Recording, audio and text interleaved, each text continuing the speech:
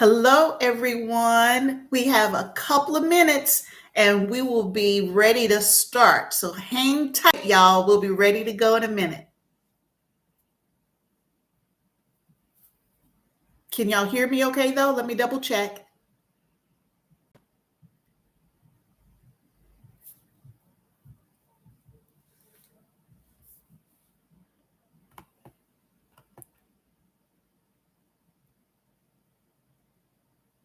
All right, all right.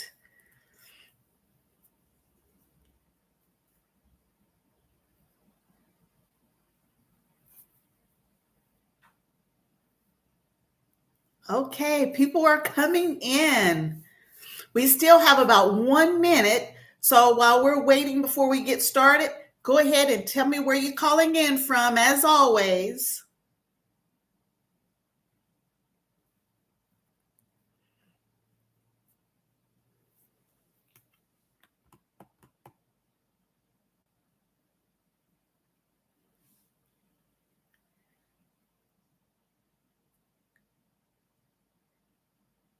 New Jersey, Stanton, upstate South Carolina,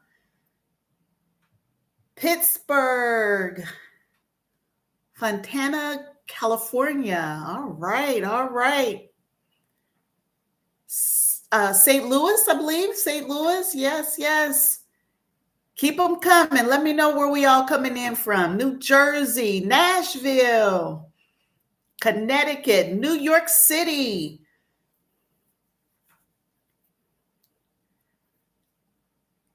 Thank you, Nancy. Please remember to hit the like button so we can make sure that we get our good ratings on this for us. From Maryland. All right. What part of Maryland? North of Philly for PA. I got it. Middle Georgia. Hey, Broke Farmer. Columbus. Nice, nice. Ooh, just up the road. I see my Inglewood Union folks. All right. I am going to give it another minute so we can make sure we can see where all we got people calling in from. Savannah, Georgia. Okay.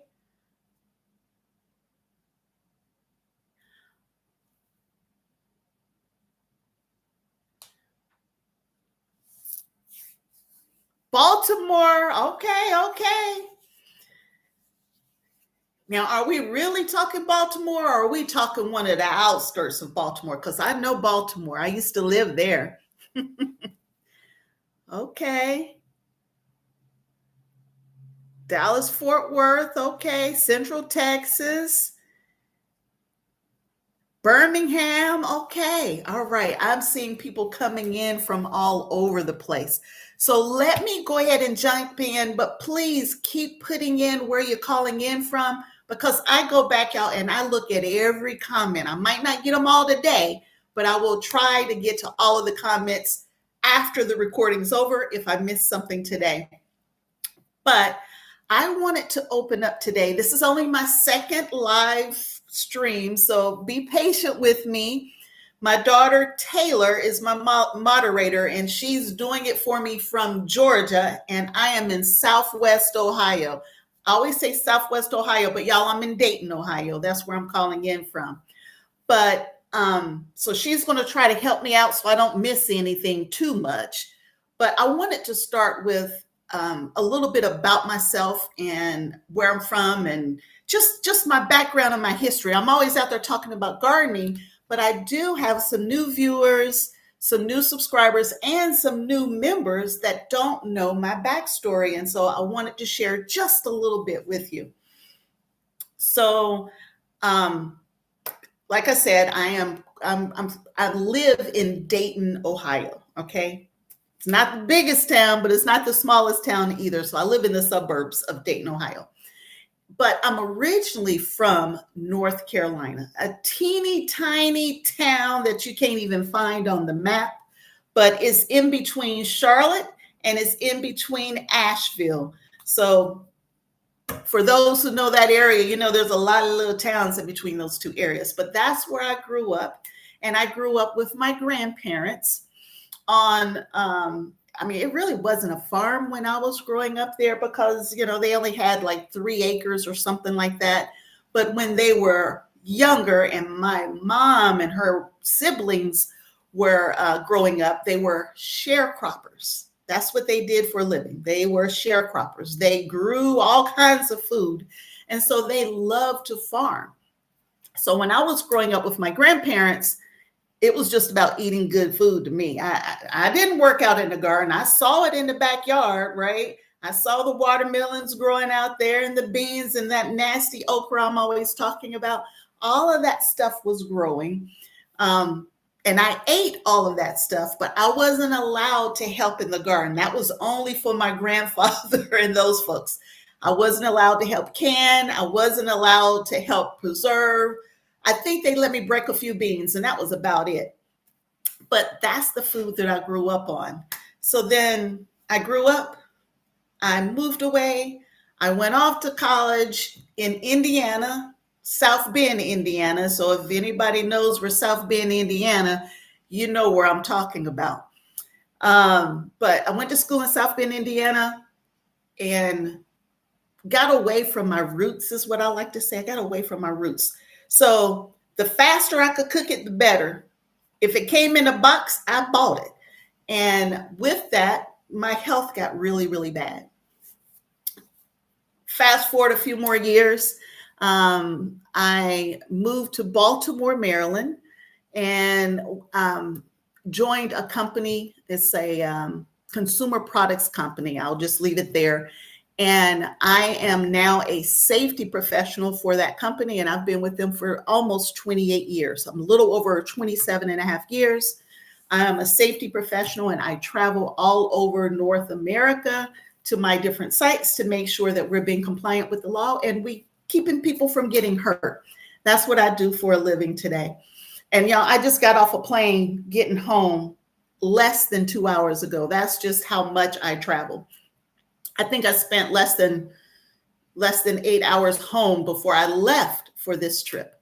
And on this last trip, let me see, there's a question real quick. Nope, I don't know any. This is from Wanda. Nope, I don't know that name here in Dayton, Ohio. But that last trip was in Canada. So I've spent all this week up in Canada, just outside of Toronto. But I'm in Ohio. I travel all the time, 50 to 75% of the time. Y'all, I'm in the sky somewhere, flying somewhere. But Dayton, Ohio, that's home. That's where my suburban garden is. My backyard garden is just behind me here.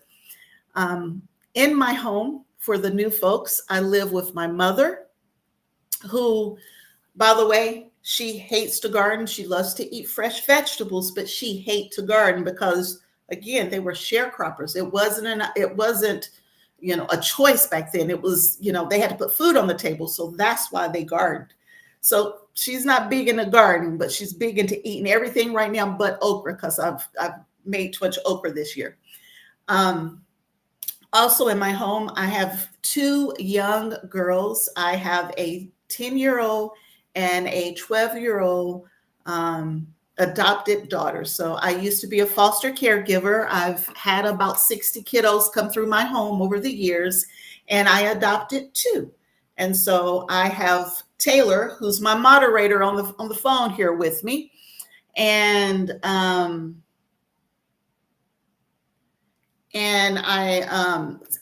have my 2 young girls. My 12-year-old, she's autistic and she has some learning disabilities and some behavioral issues. So you haven't really seen her on the camera a lot lately, but y'all, she's still here.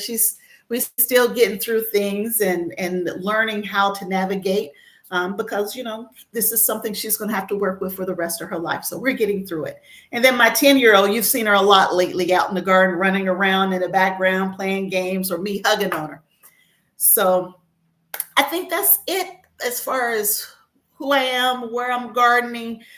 This is considered Zone 6B with the updated zoning map. So we're in 6B now, right on the line between 6B and 6A. A lot of people believe it gets, like we get a lot of snow here and everything, but y'all, we don't. We really don't. We have some cold weather, but we really don't get a lot of snow. At least we haven't in the last, I don't know, 5 to 10 years or so. Do we get some? Yes, it doesn't stay around long usually. So that's my family. That's who I am. What got me into gardening the way I'm doing it today is that after my neighbor, Mr. Jim and Miss Pam next door, and I garden in their room as well. They gave me a couple tomato plants, 18 years ago, 19 years ago, and I put them. Well, actually, they gave them to Taylor, and Taylor said, "Here." And so I put them in the ground, and that was the beginning as to where we are right now with growing all of our own food. Initially, it was more of a hobby. But about 10 years ago, I found out I was a diabetic, and then I got real serious about it because I knew my blood sugar was much better when I was eating from the garden than buying fast food or buying something from a box.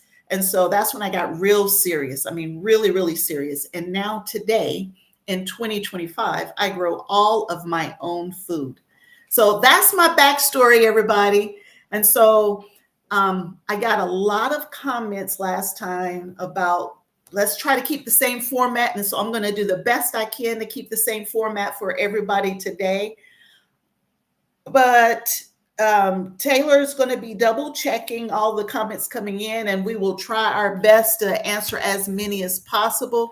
The ones we don't get to, know that I have them on a list, and I'll figure out a way to work them into my videos or work them into another live stream. So one of the requests that came in was that they wanted to know kind of like a day in the life for me. Well, y'all, my life is crazy with all of my travel schedules. So I will do the best I can to try to put that in for you. But the day starts early. Like, let's see here. I'm sitting at 18,000 steps today. I've already been to one of my sites and worked for 3 hours. I done drove myself to the airport. I done sat at the airport for several hours. I'm finally home, and the day's not over yet. But I will do more for a day in the life for you folks that want that question answered. So now, let me jump in, y'all. I like to talk, so Taylor's supposed to slow me down if I go off on a tangent. But let me start answering questions. So here's the first question. I think or it's not really a question. It's, can I please show how to can sweet potatoes? Absolutely, y'all. I've already videoed it. All I got to do is edit. So that video is coming. I've already canned sweet potatoes from last year. So how many of you saw my sweet potato harvest? Give me a thumbs up if you saw the sweet potato harvest. I know there's a lot of conversations happening in the background. For the sweet potato, all right, Nancy, thank you, thank you. Since I got so many sweet potatoes, I went ahead and took all of the sweet potatoes from last year. So I still have leftover sweet potatoes from a year ago. They are still good to eat. And I made a video on canning those sweet potatoes and turning some of them into a sweet potato pie. So that video is coming in the next few days. All right, let's see here. Charlie, come around and say hi. I got Charlie sitting here, so while I'm getting ready to answer these questions, let's see here. Hi. I'm just getting able to see Charlie since I've been gone all week. We're live. We're doing a live stream, so everybody can see. You see all the people? You're saying, hi, cutie. You see that? Hello. All right. So let's see what the next question Taylor has for me here. If I could only grow one tomato for canning, which one, why, and how? Oh, y'all, that's hard. Can I choose two? Let me choose two. Okay, I'm going to choose two. Sorry, I'm going to choose two. When I can, I like to not only use paste tomatoes, but I like to use slicers as well. So if I could choose two, I would choose Big Mama or Super Sauce. And that's going to be my bigger, meatier tomato that's going to, really thicken up that sauce for me.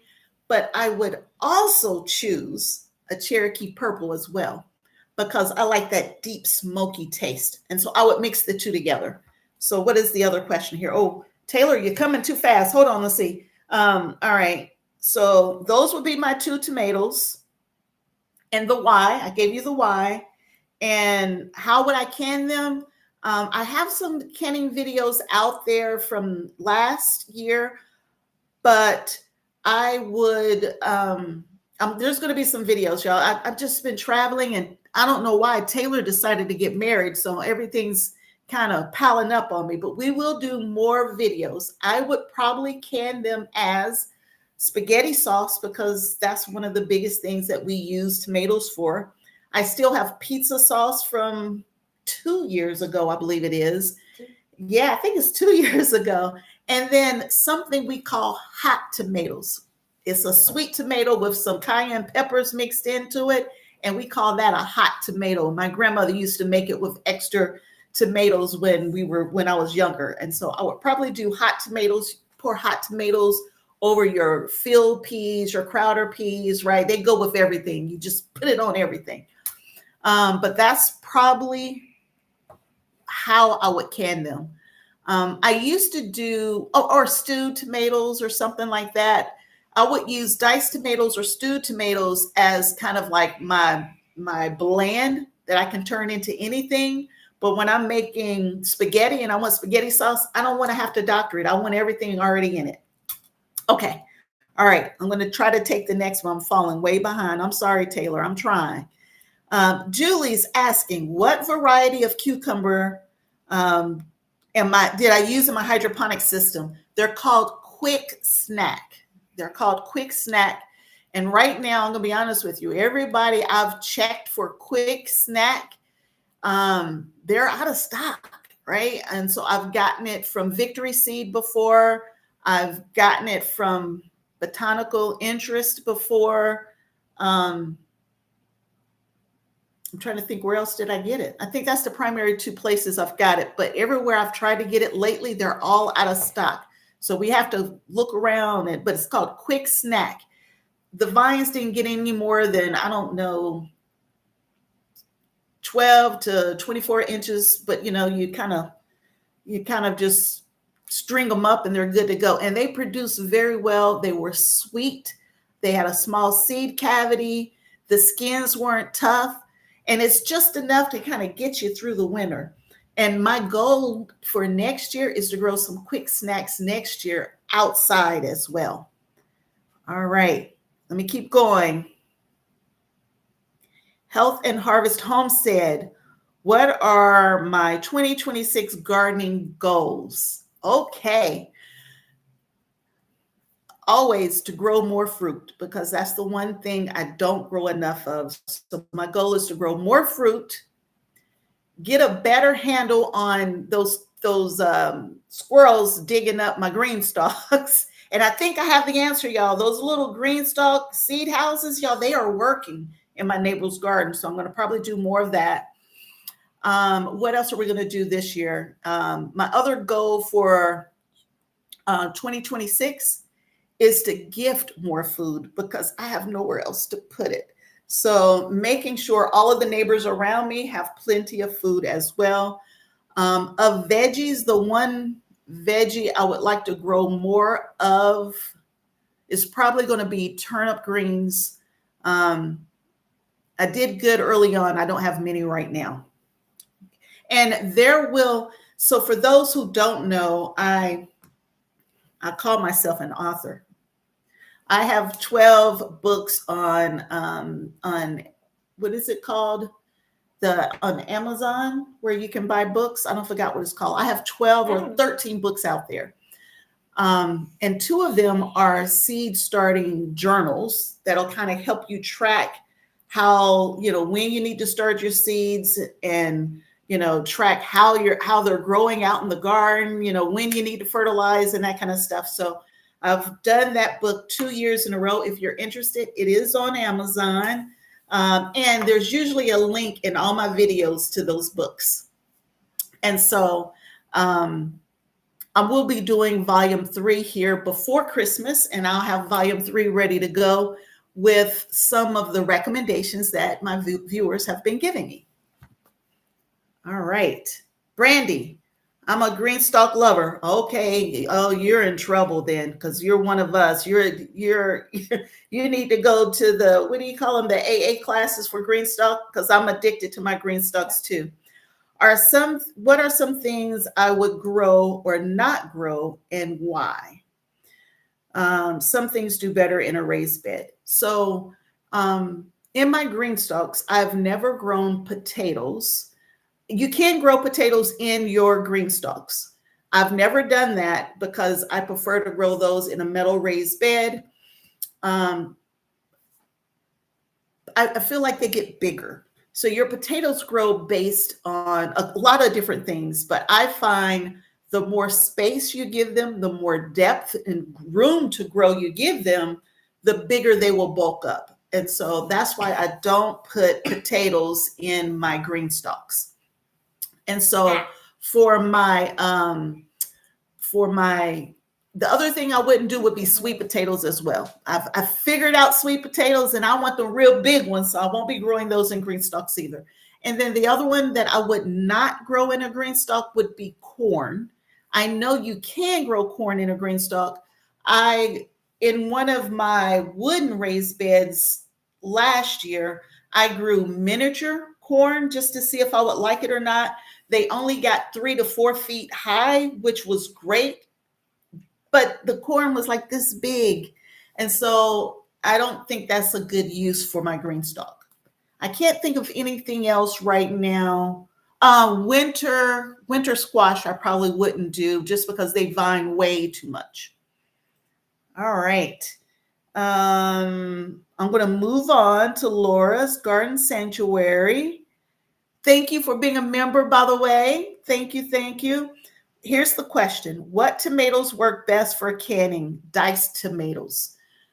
If you want to dice tomatoes and you don't want it to all be liquid, you're going to need a meatier tomato. So a beef steak, but that's still going to be more watery than a big paste tomato like the Super Sauce or the Big Mama. Super Sauce is bigger than the Big Mama, but those are my favorite too. So if I was going to dice, I would start with those two. And then if I was going to use a slicer because I want it to be more versatile, then I would do something that's a beef steak style. All right. All right. Michelle is up next. A good burpless cucumber to grow. I like Muncher. Muncher is my favorite burpless cucumber. And by the way, I plan on growing them next year. I didn't grow them this year, but I will be growing them again next year.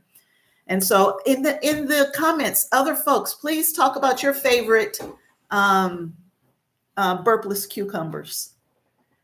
Let's see here. Who's next? Nancy, you're up next. And as always, Nancy, thank you. Thank you for your membership. Do you add fresh garlic to tomato sauce when canning? I don't. I grew fresh garlic 2 years ago, and I just don't use that much garlic. And so I will use a garlic powder or garlic, minced garlic, but not fresh garlic because I just don't grow fresh garlic anymore. And so Miss Nancy said she heard that you shouldn't use fresh garlic.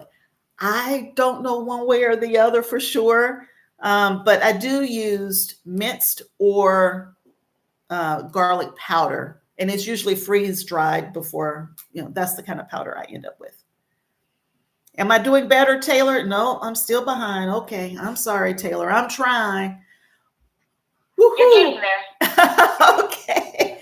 All right. We're at 50 plus viewers. Thank you, everybody. Thank you. Thank you for our second live stream. We're getting there. All right. Maxine, is it okay to put dried herbs in your tomato sauce without following the Ball book? I saw you make spaghetti sauce. You put seasons and herbs in. I sure do. I do. I've been doing it that way for more than 10 years at this point in time. But I do use my dehydrated herbs from my garden. I will put peppers or bell peppers. I put onion in there as well. And then I also use lemon juice. And so the lemon juice, that's how you make sure you got the right acidity, if you want to call it that, right? So tomatoes do have, I think it's low, right? Low pH means acid, high pH is base, I think, if I remember my science right. But spaghetti or tomatoes are usually higher from a pH stand or lower from a pH standpoint. So they have a lot of acid, but it just depends on the variety. And so either you need to put vinegar in them or you need to put some type of product in it to bring that pH down. And I use lemon juice. And I have water bath can my tomato sauce as well as pressure can. And I found that if I pressure can, I feel more comfortable putting those herbs in than I did when I was water bath canning. Because you can make spaghetti sauce with meat in it even. And so there are approved recipes out there for that, but you need to pressure can those. All right, let's see here. And y'all, I don't always follow the Ball book or the approved recipe. So I'll let you, that's your choice. Okay. Let me start there. That's your choice. But and this was a question I had that somebody had. And so let me try to take care of that beyond or before I move on. So they wanted to know how long does canned food, what's the shelf life of canned food? And so I'm going to be honest with you.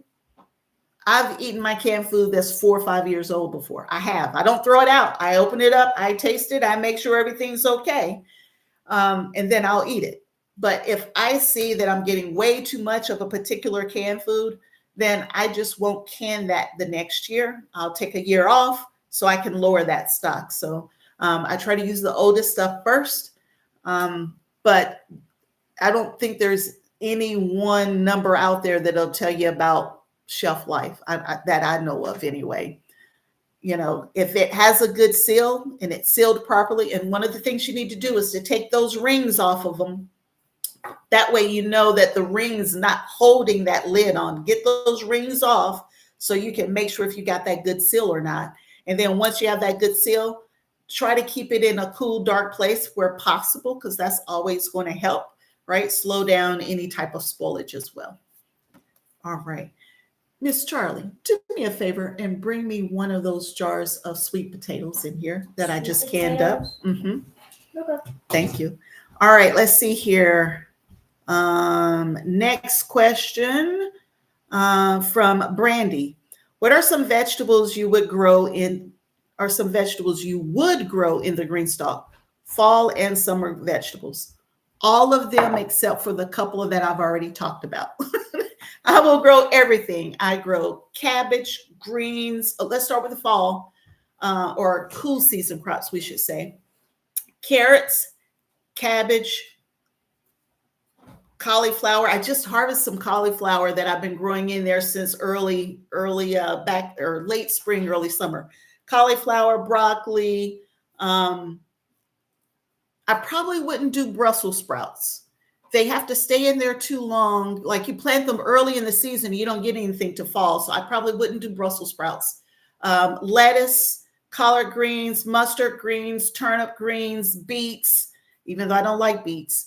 I would grow radish, all of those. And then from a summer crop standpoint, summer squash, which I grew this year.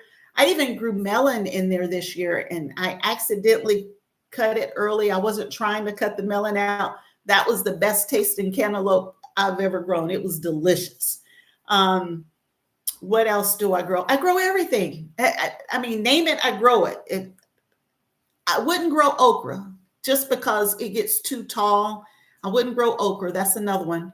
And I don't like okra. So we're going to put that in one little spot to the side for my mom. All right. Let me see. Oh, I don't fell behind again, Taylor. I'm sorry. How do I protect my green stalks in the winter?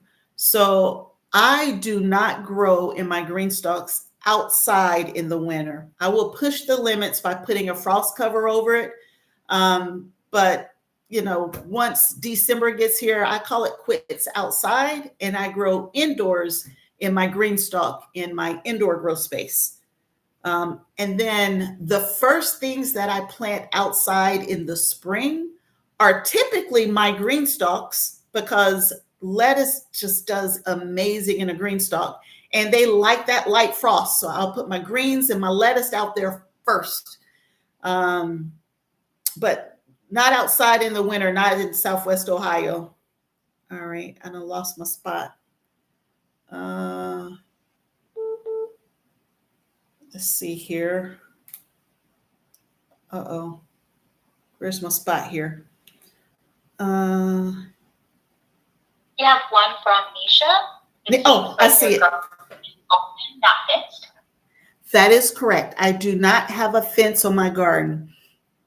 And from a wildlife standpoint, y'all, name it, I got it. I got squirrels, I got rabbits, I got raccoons, I got skunks now too, skunks.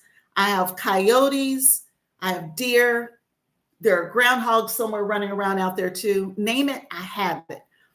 But what I try to do with my garden is that if you think about the habits of your wildlife. So for example, deer will not go into a space if they can't see a clear way to get out. So by having a nice border and not an open, so if I'm standing at one end of my garden, you can't see open to the other end. I have beds crissing and crossing over each other, so it doesn't look like there's a clear way in or out. Now, the deer will pick me clean around the edges if they're coming through. And I got, what was it? Impatiens. Apparently they love impatiens. So that's not the flower to put around the outside for deer. Squirrels, one for me, one for the birds, one for the squirrel, and one for the house. I don't know. The squirrels are always in my garden, but typically they're not taking things out of my garden anymore. They used to. Instead, they're bringing me peanuts. So squirrels bring me peanuts, and I have peanuts growing everywhere. For a raccoon, I mean, honestly, for a raccoon, I don't know how to stop them, y'all. I don't. The raccoon took all my corn this year. They climbed it, they pulled it down, they shucked it, and had corn on the cob. They had every piece of corn I had this year.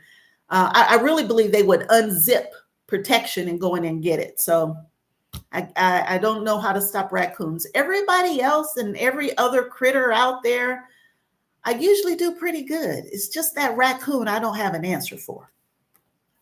I hope that helps, Nisha. Let's see here. And then as far as my green stalk vertical planters, those towers, I did a video on putting some protection up to help with the squirrels, because the squirrels like to dig individual pockets out when the pockets look empty, or if they're just teeny little seedlings. And so over at my neighbors, I did 2 tiers with the greenhouse covers on them. And I've been gone for almost a week and a half now. But right before I left, I went over to see how is it doing. And there was nothing that had been dug out. So it's a 4-tier tower, and the top 2 tiers had not been dug out. And there's no protection on the top 2 tiers. The bottom 2 tiers that had the covers on them, the little plants were growing, everything's doing well, and nothing had been dug out. So my goal is to use that method to try to slow those squirrels down next year. Okay. Laura again, is there a reason that I do not grow garlic anymore? I just don't use that much of it. Um, I ended up throwing away the garlic that I grew, what was it, 2 years ago? Because I just had it that long. Um, I may eventually go back to garlic, but I don't use that much. And when I do use it, I'm using probably way too much. But I was able to find to source it out. So I bought garlic from Azure Standard. It was already peeled and everything. I mean, I didn't have to worry about peeling it or anything. It was already down to the individual, cloves, and then they're in little bitty packs, which you're going to see in a video for hot sauce because that one's coming up too. I've already done it. I'm working on it, and I can keep it in the freezer. So I bought that a year and a half ago, and I'm still using from it. So that's the only reason for the garlic. I love garlic scapes. I love everything about growing garlic. I have room to grow garlic. It's just I wasn't using it, and I was just trying to work on a year's supply of everything else. Okay, let's see here. Do I prefer to spend a day in the garden or a day in the kitchen preserving? Garden. It's going to be the garden all day, every day. If I'm having a bad day, y'all, I'm going to the garden. If I'm just going to sit there and watch the plants grow, I'm going to the garden. When the weather's bad and I can't get outside, then I'll spend the day in the kitchen, which you're going to see here really soon as I was making sweet potatoes. Y'all see this? These are sweet potatoes. You're going to see it on a video here real soon. In one day, I canned hot sauce, sweet potatoes, apple juice, and potatoes in one day because it was raining outside and I canned everything at once. But that'll be multiple videos for you very soon. I just got to get a chance to get them edited.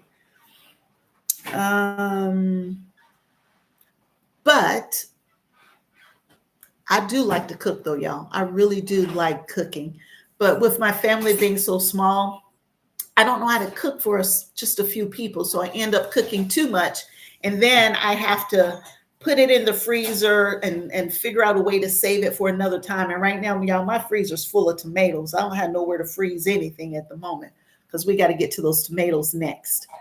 All right, let's see here. Who's next? Kay's garden party. What variety of plants do I grow? Uh-oh, I done hit some. Y'all, and I messed. Okay. What variety of plants do I grow in my hydroponic system? And they just got one. All right. In my hydroponic systems, I like to grow micro dwarf tomatoes. So you got your tiny Tims, you got your orange hat, your red robins. Those are my first choice. I will not grow micro Tom again. That was a waste for me. Those are my first choice of tomatoes. And so I'm talking cherry tomatoes. And then, of course, I'm going to grow tons of lettuce in there as well. And then the quick snack cucumber. So that's everything you need for the makings of a salad. And don't forget to put a little bit of spinach in there too. Kind of, you want to mix it up a little bit. But that's what I like to grow in my hydroponic system. And I have 2 now hydroponic systems that I grow in to keep that fresh fruit coming in. And salads is what we like most. So I grow a little bit upstairs and then I grow some in my green stalks down in the grow room. Okay. How am I doing? Am I doing okay, everybody? Hearts or thumbs up or something to let me know how I'm doing. I'm trying not to look at the chat so I can stay focused on the questions. Okay. All right. Very good. I'll keep going then. My goal is to go for about 45 minutes. So we have just under 10 minutes. Let me try to at least get through all the questions we have here. Brandy. So the vacuum sealing machine that works on jars. The vacuum sealer that I have, the Food Saver vacuum sealer that I have, I can vacuum seal jars with it. I've never used that feature. I I don't know if that really works or not. I don't have much experience with it, but I've thought about it because I'm getting so many dried herbs that instead of just putting them in my mason jars and putting a top on them, I want to vacuum seal them. And I have some of the what do you call the little oxygen absorbers. And so I can put those in the jar and I can close it up, right? And that would help some. But if I can vacuum seal it, I think it would be better. But I don't have much experience with that. But we're going to play around and try it a little bit. And so should we use that, or is this good, or do we need to purchase a pressure canner? I like my pressure canner. I like my digital pressure canners. And a few days ago, y'all, I had both of them going. I got the 12 quart and a 23 quart, and I ran both of them twice in the same day. And so I love my pressure canner. I don't even use my water bath pot anymore for the stove. I just do it all in my electric pressure canners. All right. Oh, another Kim. Hey, Kim. Do you need to cure your sweet potatoes before I can them? Yes. Yes. You need to cure your sweet potatoes first. Oh, I see all the hearts and everything coming up. I don't know what's going on. I have to look at it in a little bit. But yes, you need to cure them first. The first year I grew sweet potatoes, one, I didn't keep them in the ground long enough. And, I saw a bloom and I thought it was just like regular potatoes. Bloom means potatoes you need to harvest. It was horrible. But once I did harvest, I didn't cure them and they tasted like nothing. And so you do need to cure. You need heat. And I was told humidity, but I never worry about humidity. I just make sure they get some heat. And my sweet potatoes are sweeter than any sweet potato I've ever bought from the store. So make sure you cure them first and then you can can them. And these are sweet potatoes from a year ago. And they were fine. They were in good shape and everything. But eventually they're going to start getting eyes on them, right? They're going to start getting soft and mushy or either drying out because now they're too dry. And so instead of losing them, can them, and now they're good for another 2 or 3 years. So before you lose your harvest, put it in a state that's going to make it last longer. And that's what I do with my potatoes. I grew over 100 pounds of potatoes. And so I saw a few of my Purple Viking, which is my favorite white potato. I saw that they were starting to get eyes on them. So a few days ago, I canned up, 4 or 5 jars or quarts of them. So now they're good for 2 years versus them, rotting on me while they were in storage. Okay. Over 60 viewers. Thanks, everybody. Thank you for the hearts, the thumbs up, all of the comments, and the conversations that's happening over on the side. All right. Oh, can I do a video on making hot sauce? It's already done. I just need to edit it. And I might be able to get it published by the weekend. Maybe we'll have to see. I've been gone a lot from home. Do I still shop at Azure Standard? Yes, I do. Just not as often because with me growing all of my own food, the only thing I really need are like the starches and things of that nature. So for example, if I buy a 25 or 50 pound bag of rolled oats, that's 2 years worth of oatmeal for me. So, and I had stopped doing the videos because they didn't go over very well. I didn't think anybody wanted to see them. But for now on, anytime I do a Costco haul or an Azure Standard haul, I will share those videos with you. So I will. I absolutely will. And I'm going to have to put in an order really, really soon. And Azure Standard still is by far my first choice. If I'm going to have to buy something other than eggs, cheese, and milk, then I'm going to Azure Standard if I can. Okay. So I'm supposed to tell somebody's wife it's okay if I mess up on planting carrots. Absolutely. Y'all know how many times I've messed up, y'all. I mean, I've grown potatoes. Well, at least I was trying to grow potatoes, and I got the video running, and I grew nothing. And I almost didn't post it. I was embarrassed to post the video because I claimed to know how to grow potatoes, and they were horrible. But I posted it anyway. And you guys are so nice, and you were so nice to me when I did a video and showed up with hardly no potatoes. So it's okay to mess up. If you don't mess up, you can't learn, right? It's okay. It's okay. I mess up on a lot of stuff out in the garden, and I still show it to you. Okay. And I'm gonna be honest with you, y'all. Anybody who's posting out there on YouTube, Instagram, Facebook, whatever, and everything's always perfect, I don't know about that. I don't know. I don't clean my garden up before I take you through it. It is what it is, and there's stuff hidden in the back, but that's where I store it, though. But it is what it is. You're gonna get the good, the bad, and the ugly with me. All right. Hi, Debbie. Okay, oh, yes. Thank you. Please send that email soon. All right. I don't have any more messages from Taylor, so I must be doing good. We're at 7:45 on the nose. Hopefully everybody enjoyed this. Hopefully you guys got to talk to each other on the side as well. I did mention I have 12 books out there. There are only 2 garden books out there. Everything else is dealing with something else, but they're the 2 garden books out there. And I do have a membership for those who are interested. There's 2 different levels for membership. If you're interested, you can click on that and become a member. And it's from the membership that I was taking suggestions and that kind of stuff a few months ago. For this next book, volume 3 of the Seed Starting Journal is coming. And so to keep the price down on that Seed Starting Journal, I had to take the color out, because at the end of the day, y'all, I want you to be able to get a journal that you can afford.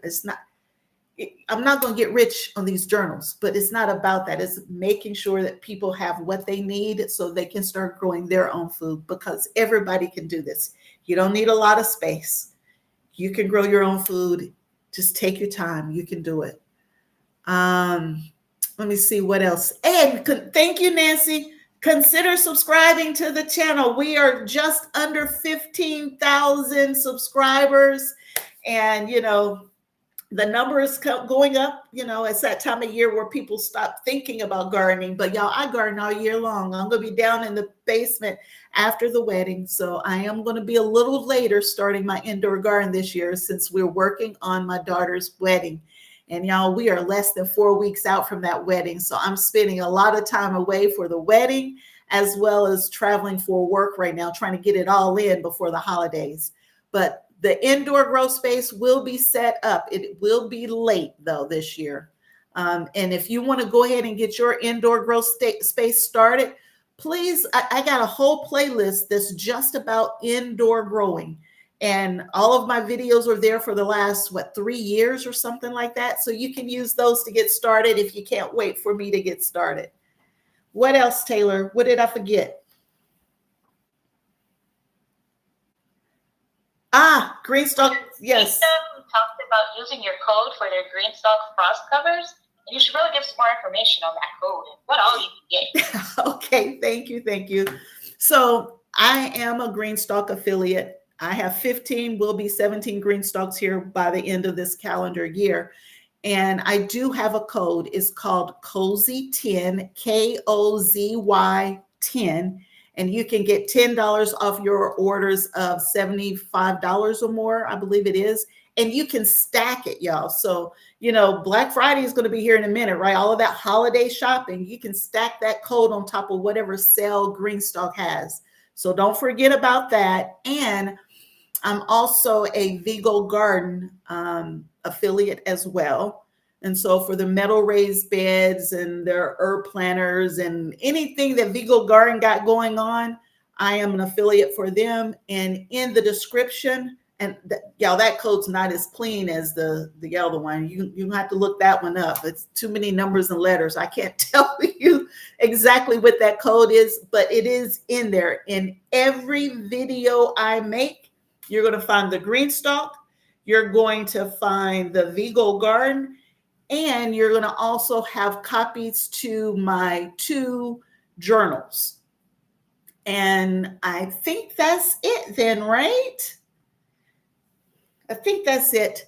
And y'all, there is something super special, super special that I'm working on with Greenstalk right now. I can't share. Hold tight, hold tight.